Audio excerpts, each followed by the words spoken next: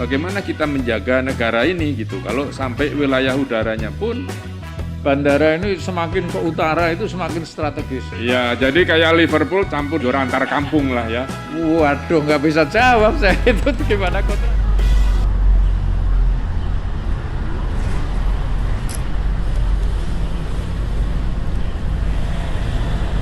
Sahabat dan kawan-kawan PH dan H Public Policy Corner, saya Agus Pambagio, Managing Partner PH dan H Public Policy Interest Group. Kali ini ditemani oleh Pak Edi Aryoto, partner dari PH dan H Public Policy Interest Group.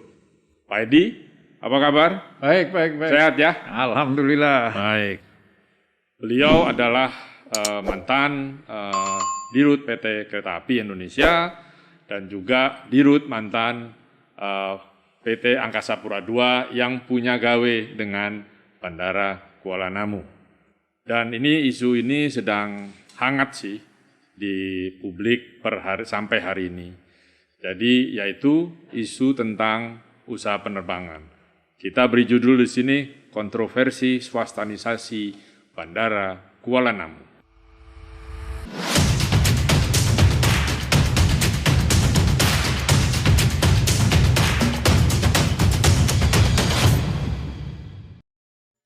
Ini kan sedang ramai soal swastanisasi atau apalah istilahnya ya, privatisasi atau apa, belum jelas.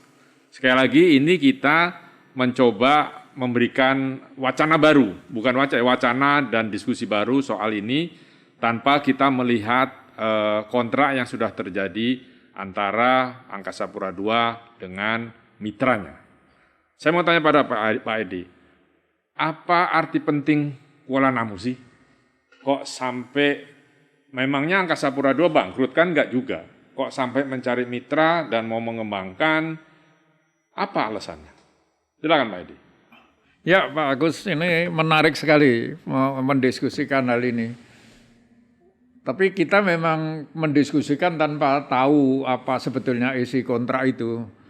Tapi kalau soal arti pentingnya Kuala Namu, saya sebut aja KNO, karena itu ia takut untuk Bandara Kuala Namu Ya. itu KNO. Ini bayinya Pak Edi soalnya. Ya. Awalnya kan bayinya Pak Edi. Iya betul, Silakan. betul. Zaman saya lah mulai membangun KNO ini. Dan kenapa waktu itu kita bangun, saya sangat optimis lah. Angkasa Pura II sangat optimis. Kalau dari sisi penerbangan, bandara ini semakin ke utara itu semakin strategis. Karena lintasan dari Eropa ke Jepang, Cina, ke Timur Tengah, kemudian juga ke Amerika. Jadi semakin ke utara semakin bagus potensinya. Sekarang ini kalau Soekarno-Hatta itu agak terlalu ke selatan pada lintasan itu sehingga menggantungkan pada yang disebut kangaroo line. Itu adalah line penerbangan dari Australia menuju ke Eropa, menuju ke Asia lainnya. Sebelum pandemi KNO itu 8 juta pergerakan penumpang setahun. 2,2 juta diantaranya internasional, cukup bagus. Tapi setelah pandemi ini drop sekali, jadi hanya 2,9 juta penumpang internasionalnya hanya sekitar 25.000 lah, sedikit gitu. Tapi saya yakin setelah pandemi ini memang berpotensi bagus. Juga untuk kargo Pak Gus. Wah ini kargo ini menarik. Ya. Kalau untuk kargo hub saya kira bagus sekali gitu. Dari apa Pak? Dari posisinya Kuala Namu dibanding... Posisi ke utara itu tadi. Posisi di utara ini. Ya di atas Changi ya? Di atas Changi, bahkan di atas Kuala Lumpur. Lebih utara dari Kuala Lumpur, lebih utara apalagi lebih utara dari Changi.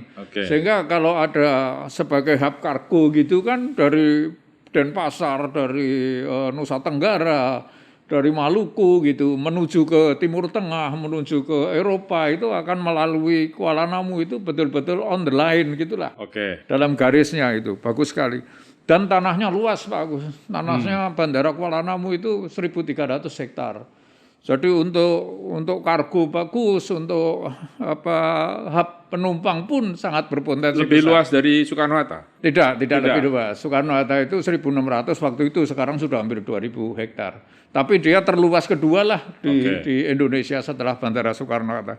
Jadi jawaban saya adalah ya, itu KNO memang strategis. Memang strategis ya. Memang sangat asal kita mengurusnya betul. Ya, gitu kan. Karena potensi penumpang besar, potensi kargo apalagi. Iya, potensi kargo. Nah, sekarang kita masuk kepada isu swastanisasi. Saya kadang-kadang agak bingung antara swastanisasi, privatisasi gitu ya. Nah, ini kan sebetulnya bukan langkah, katakan langkah AP2 atau pemerintahan Indonesia yang pertama. Ya. Dulu saya ingat, kebetulan pada waktu pembangunan Kuala Namu saya sering melihat gitu ya. Dulu itu kan kalau nggak salah Angkasa Pura II dengan Soekarno-Hatta bekerja sama dengan Schiphol Amsterdam.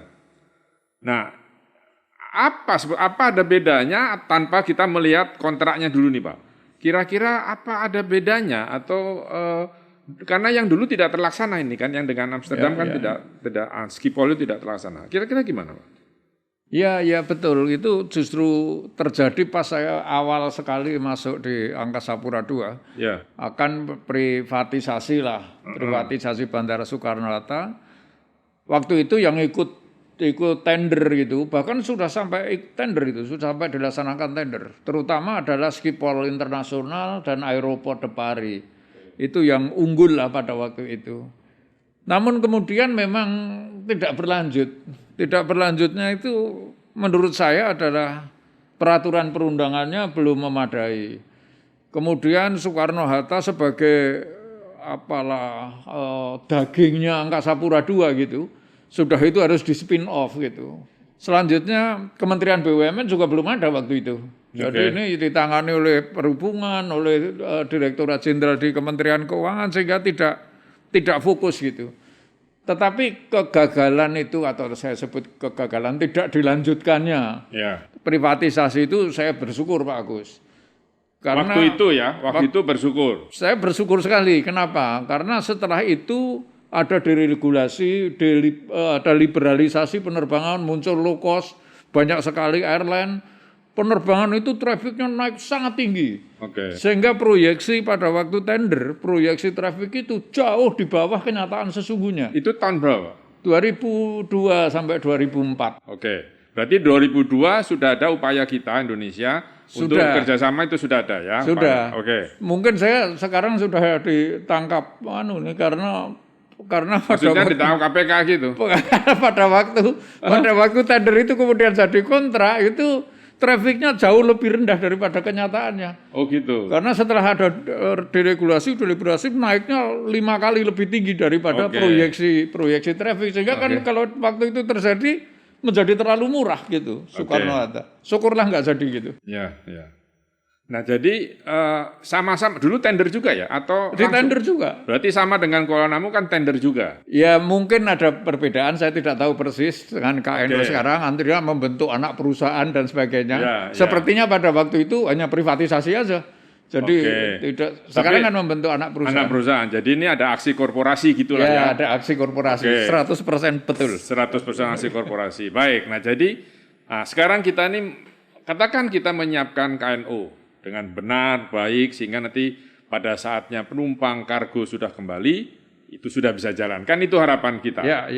Nah, tetapi sebelum dengan KNO, saya nggak tahu diliput media atau tidak, itu ada kerjasama antara Angkasa Pura I bersama-sama dengan Wika, itu mengelola Bandara Hang Nadiem di Batam.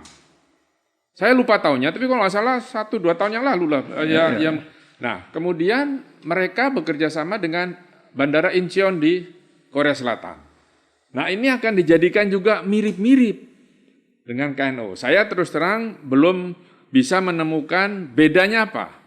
Oh, ini kerjasama saja. Jadi kerjasama pengelolaan kata teman-teman di Angkasa Pura I bersama dengan Wika membereskan, membangun, lalu ada investor ini masuk, ikut gitu. Tapi kan tetap saja ini menurut saya juga aksi korporasi. Ya. Gimana Pak kira-kira? Ini ada 2 yang mau dijagokan ke arah utara. Sama-sama nih Apa nanti suruh bersaing? Bukan musuh kita kan harusnya canggih dengan Kuala Lumpur. Kalau KNU kita bisa katakan itu betul-betul aksi korporasi. Oke. Tapi kalau Batam ini rasanya tidak Bukan, 100%. Oke. Kenapa? Karena badan usaha bandar udaranya itu di bawah Badan Otorita Batam. Itu pemerintah itu. Oke. Jadi bubunya itu adalah pemerintah. Ada pemerintah. Kemudian akan kerjasama dengan konsorsium. Ya. Konsorsiumnya AP1, Wika, sama Incon. Oke. Itu belum terjadi kok Pak Agus, itu belum terjadi, belum? masih proses saja sekarang. Oke. Masih proses saja sekarang. Yang menarik adalah kalau KNU ini kan lalu AP2 dapat uang lah. Iya, 1, Uang mahar kan. 1, berapa itu uang apa ya? 1,2 triliun something gitu ya. Itu uang apa ya? Kurang tahu juga saya, tapi mungkin karena kepemilikan saham 49% itu. Karena ada kepemilikan saham 49% itu harus bayar lah gitu. Kalau tidak salah itu angkanya ya sekitar itulah. Iya. Kalau yang Bandara Batam justru AP1 kan harus investasi di situ. Harus investasi untuk mengembangkan Batam itu. Investasi lagi, padahal kan sedang rugi. Nah, tentunya Batam ini mau kerjasama dengan konsorsiumnya AP1 itu melakukan investasi dan pengembangan gitu. Kalau mengoperasikan saja kan tentu tidak gitu. Nah, sehingga kan AP1 justru harus keluar uang. Nah, ini bedanya nih. Kalau AP2 itu dapat uang dari GMR itu untuk penjualan sahamnya gitu, saham anak perusahaan, sedangkan kalau AP1 ini justru harus keluar uang untuk investasi gitu kan. Nah, kalau yang AP2 itu bukannya juga harus setor uang di perusahaan JV-nya itu, joint venture-nya itu? Ya, itu memang saya juga tidak terlalu jelas, tapi secara umum secara umum kan membentuk anak perusahaan, namanya AP2 Aviasi. Apa? Di situ sahamnya AP2 51%, sahamnya GMR dari India 49. Ini 49%. Nah tentu saham itu 49% itu kan dibeli gitu. Betul. Dan nilainya sekitar 1,2 triliun itu. Lalu kemudian ditambah ini harus melakukan investasi 56 triliun dalam si PT ini. Si PT baru ini 25 tahun. Nanti di BOT kan. Dibuild setelah dioperasikan, dibangun, dioperasikan, ditransfer ke AP2 25 tahun kelak. Ya. Kecuali kalau diperpanjang 25 tahun yang akan datang. Oke, jadi bedanya itu ya, satunya ini ya bedanya itu kalau konsorsium debit uang, AP1 kita baca koran sudah kesulitan karena punya utang 52 triliun, sekarang mau investasi pula di Batam gitu, yang malah mau keluar uang gitu. Itu menarik itu ya, itu menarik sekali karena dalam situasi gini kan kita memang harus memprediksi ke depannya. 5 tahun lagi setelah pandemi ada ledakan penumpang kayak ledakan kargo, kita mesti antisipasi gitu kan Pak. Nah, tapi apakah itu akan terjadi kan sangat tergantung dari banyak hal, tidak hanya sekedar kerjasama, ada investasi masuk. Nah sekarang kita bicara kerjasama apapun lah bentuknya, pokoknya ini ada join gitu ya. Ini kan di bandara itu kan ada wilayah udara, airside, dengan wilayah darat yang terminal. Setahu saya kebijakannya yang wilayah udara ini adalah public domain, maksudnya punya negara lah, publik gitu. Jadi tidak boleh diutik-utik. Di beberapa negara seperti Amerika, Eropa, yang ini tidak bisa diprivatkan. Ya kan, tetap negara menguasai karena kalau ada serangan musuh dan sebagainya negara. Tetapi terminalnya boleh. Saya nggak tahu apakah parkir pesawat itu termasuk terminal ya. Nah, tapi kan air navigasinya tidak. Nah, ini apakah lingkup swastanisasi itu gimana? Aturannya yang Pak Edi ketahui sekarang itu seperti apa, Pak? Apakah memang sudah dipisahkan apa ternyata sudah disatukan lagi? Saya terus terang belum sempat baca dan mencari aturannya itu, Pak. Mungkin Pak Edi lebih tahu. Itu isu yang sensitif memang. Ya. Pada waktu KNU dulu dibangun, itu airside dalam artian navigasi penerbangan itu masih di bawah Angkasa Pura.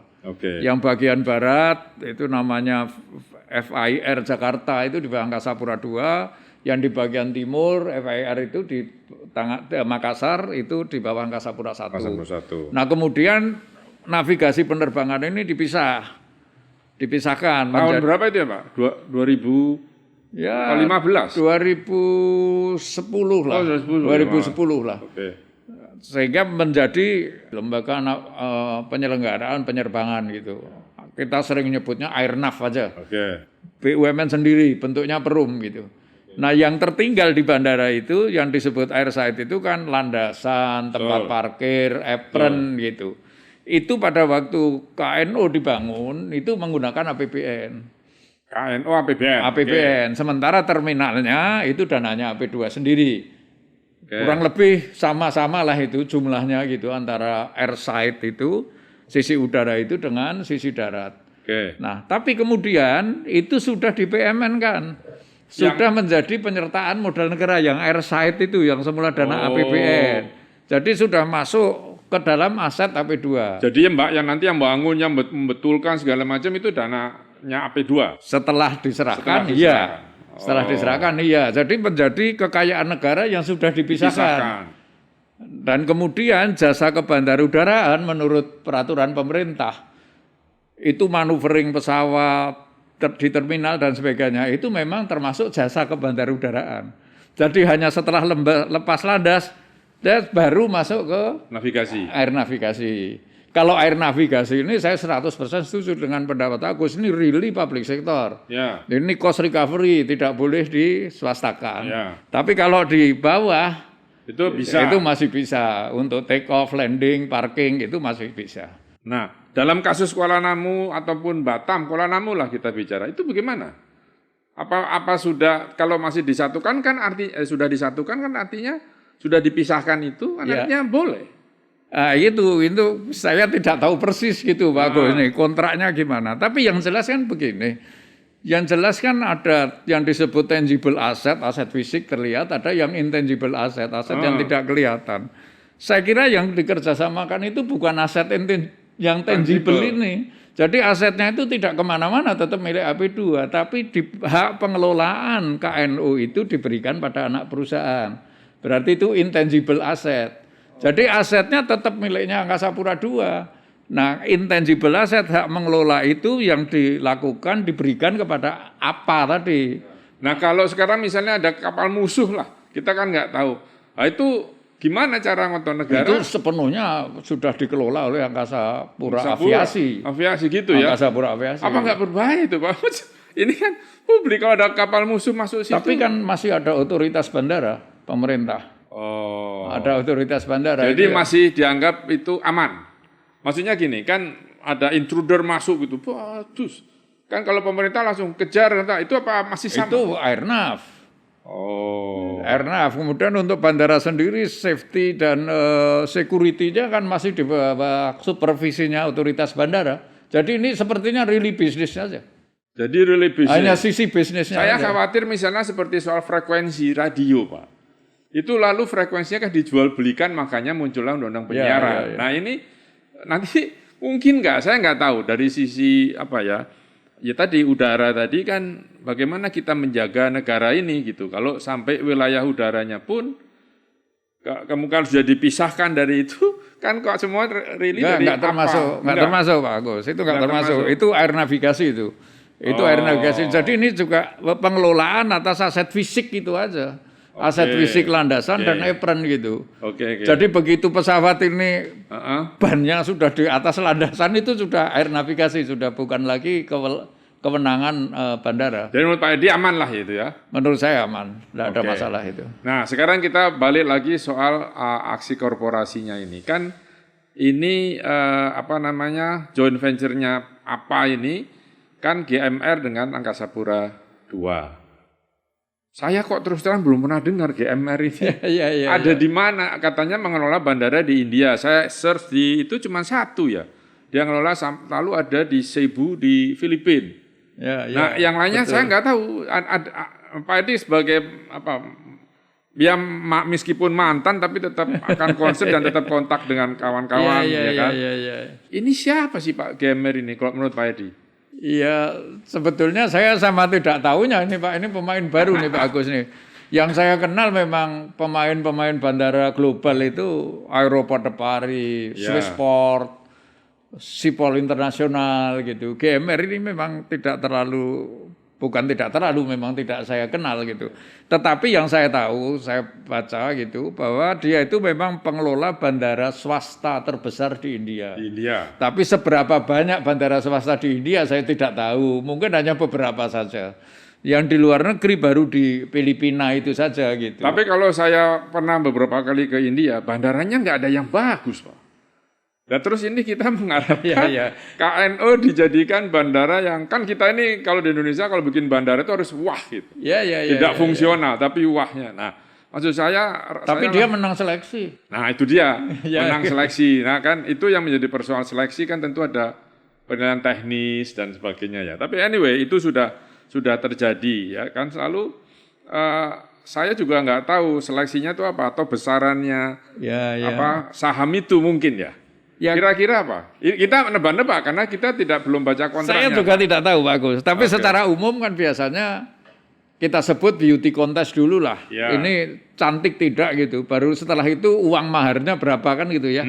Nah untuk disebut cantik atau tidak itu tentunya ada bukan tiga atau lebih gitu lah. Tapi paling sedikit.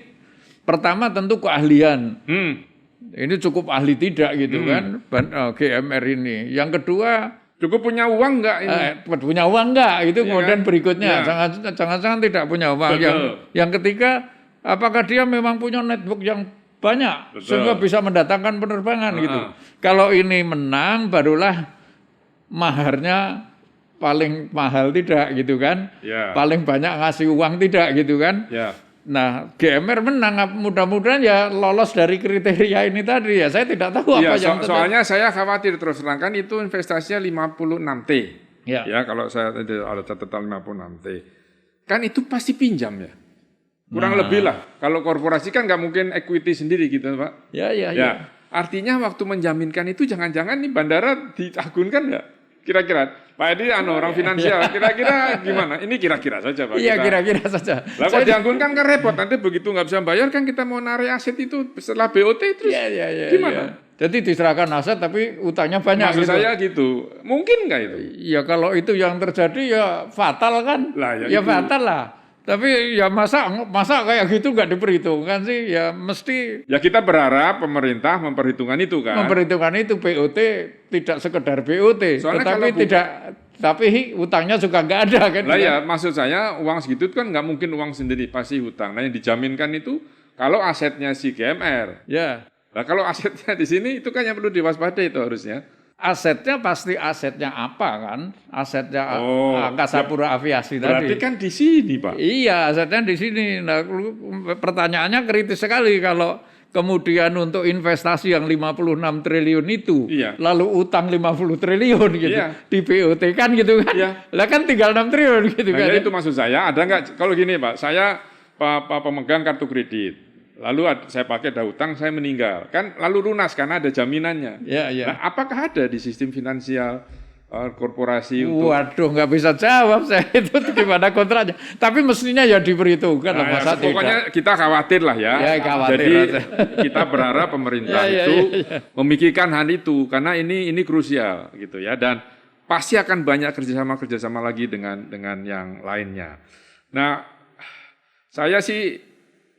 saya dari sisi kebijakan, kita dari sisi kebijakan itu kan selalu mikir semua langkah ini ada peraturannya enggak? Karena kalau peraturan ada baru kebijakannya bisa digunakan. Nah ini kira-kira peraturannya apa yang sudah ada Pak? Jadi. Ya sekarang ini ada namanya Peraturan Menteri Perhubungan nomor 81. Baru sekali itu. Baru tahun beberapa 2021. bulan 2021. Itu membatalkan Peraturan Menteri Perhubungan nomor 33 tahun 2021 juga. Jadi baru isinya apa sih Pak itu? Isinya itu tentang jasa kebandarudaraan. Tapi sepertinya memang disusun untuk dapat memayungi transaksi ini. Nah, banyak sekali yang diatur di situ. Saya tidak tahu seluruh aspeknya, tetapi tidak hanya aspek mengenai keperhubunganan gitu ya, tetapi juga ada aksi-aksi korporasi sedikit yang diatur di Permenhub itu yang saya pikir. Padahal kan Permenhub tidak mengatur komersialnya kan harusnya. Ya itu dia gitu ya. Misalnya tentang pemberian konsesi sampai 80 tahun dan sebagainya. Kemudian Itu nggak masuk ke Kementerian Keuangan ya harusnya ya? ya di sana Atau disampaikan BUMN, bahwa ya? itu sesuai dengan peraturan tentang itu, peraturan perundangan tentang itu. Oh, agak khawatir Kemudian juga ada saya. permodalan korporasi dari PMN, ada dari kerjasama, padahal juga ada kan dari modalnya korporasi itu sendiri itu tidak disebutkan itu. Sehingga sekarang ini payungnya memang Permenhub itu. Permenhub 81 itu yang perlu digarisbawahi. Jadi itu mesti sempurna betul gitu lah. Artinya tugas kita nih berdua yang ngurusin kebijakan, Ya. kita baca teliti ya. Ya, kita Nanti baca. hasilnya apa kita sampaikan ke pemerintah. Karena saya agak was-was. Ini urusannya komersial, lalu Kementerian Perhubungan yang dasarnya mengeluarkan peraturan. Padahal kan dia hanya keselamatan Ya, transportasi, Ya. tidak komersialnya. Ya. Nah ini yang kita harus waspadai. Jadi Saya masih ada sedikit lagi Pak Agus. Ya. Sebetulnya transaksi ini secara korporasi biasa saja. biasa saja. Betul. Konsesi itu hari-hari Angkasa Pura itu melakukan konsesi dalam format kecil. Karena landlord kan ya prinsipnya. Iya, ada swasta, saya mau bangun lounge. Oke, lalu dia untuk bangun lounge-nya itu bikin vape-room, bikin toilet, itu BOT. Itu nanti 5 tahun setelah selesai kerjasama menjadi milik AP2. Ada yang bikin duty free, ada yang restoran, itu semuanya konsesi. Biasa-biasa saja itu. Hanya kalau sekarang skalanya besar, seluruh bandara. Jadi bukan hal yang aneh lah sebetulnya. Kerjasama swasta, konsesi itu bukan hal yang aneh. Kita kan di sini bukan mengkritisi lalu menjorokkan gitu, tapi kan kita mengerti dari sisi kebijakan. Ya. Kan itu tadi Permenhub ini ngatur bukan ngatur komersialisasi. Jadi harus ada yang lain apa Kementerian Keuangan atau apa atau BUMN yang embedded dengan ini kan gitu Pak ya. Betul, dan banyak bersinggungan dengan peraturan perundangan lain tentang barang milik negara, tentang PNBP dan sebagainya, konsesi dan sebagainya, kemudian hak guna bangunan. Ya. Nah, itu bagusnya memang sebaiknya betul-betul teliti lah gitu. Ya, mari jadi saya pikir itu PR kita Pak, kita bikin saja policy paper nanti kita sampaikan ke pemerintah paling tidak sebagai warga negara lah ya. Ya, sebagai warga negara tidak cerewet ngeritik saja tapi kita memberikan masukan. Jadi intinya sudah agak tuntas tapi terus terang banyak juga ya ini yang harus dibereskan sebelum meskipun aksi korporasi itu aksi biasa tetapi justru lebaran lainnya ini yang soal lain yang kita perlu waspadai. Dan itu berat Pak Agus. Dari sisi NU juga keadaan sekarang ini berat. Dalam tanda petik sekarang ini kan yang mau disaingi, tanda petik itu kan Canggih. Iya. Canggih itu sebelum pandemi itu nomor 11. Dia sebagai hub internasional terbesar di dunia. Sekarang dia sudah terlempar, 20 besar pun tidak. Jadi sementara ini pemain baru gitulah, KNU ini pemain baru gitu. Yang pemain lama saja sudah terlempar itu. Jadi kayak Liverpool campur juara juara antar kampung lah ya. Jadi saya khawatir proyeksinya GMR ini meleset gitu loh nantinya gitu. Nah, makanya tugas kita Pak memberikan masukan kepada pemerintah. Kira-kira langkah-langkah apa saja yang perlu diperhatikan. Ya, setuju. Itu Pak. ya Pak Edi. Ya, oke, terima Saya kasih. pikir cukup kita bincang-bincangnya sudah berbusa. Jadi intinya kita hanya memberikan masukan. Silahkan para pemirsa untuk dan subscriber untuk mengkajinya sendiri Tanpa melihat kontraknya gitu. Kami mengkajinya tidak melihat kontraknya. Ya. Jadi terima kasih atas waktunya sudah menonton kita di PH dan H Public Policy Corner. Kita jumpa lagi pada episode berikutnya dengan isu yang lebih menarik dan lebih up to date. Saya Agus Pambagio sebagai host pada kali ini dan juga kebetulan menjadi managing partner dari PH dan H Public Policy Interest Group mengucapkan terima kasih dan sampai jumpa kembali.